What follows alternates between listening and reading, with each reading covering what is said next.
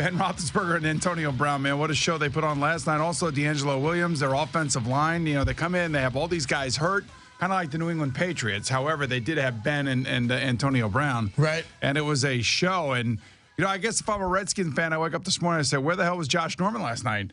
Now, Josh Norman tends to be the left quarterback. Which I don't understand that. Well, he tends to be the left quarterback on the left side, and then Bashad Breeland is the cornerback on the other side. And Todd Haley knows this, so they just put Antonio Brown away from Josh Norman. Now, there were a couple times where he played with him last night, and really, early in the game, the Redskins got all the bounces. I mean, the Steelers got all the bounces. Right. There was a fumble by Ben Roethlisberger on a sack by Ryan Kerrigan. That ball should have been, that ball was in Kerrigan's hands, and he was going to go into the end zone, and Maurkice Pouncey, the center, comes back, knocks the ball out, and Ben, of all people on the ground, gets the fumble recovery.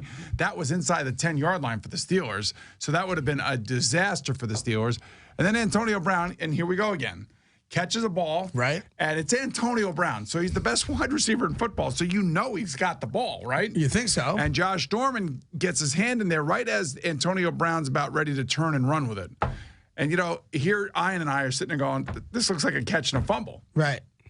And, of course, it's ruled an incomplete pass. Yeah, I thought it was a catch, absolutely. And then what happens, you remember we were talking about Dean Blandino, Mr. Dean Blandino, the head of officiating over there at the NFL, basically put out an edict this year. And not an edict, but it was kind of like they wanted everybody to know that they were going to tell the officiating crew, when in doubt, bang, bang, play, call incomplete. Right. So they called incomplete, and that forces now Jay Gruden to use one of his replay challenge. You have to. Yeah. So I don't know. I know the technicality of the rule, but it's Antonio Brown. He's got the ball. He's turning. The ball comes out, and it's ruled an incomplete, and it stayed that way.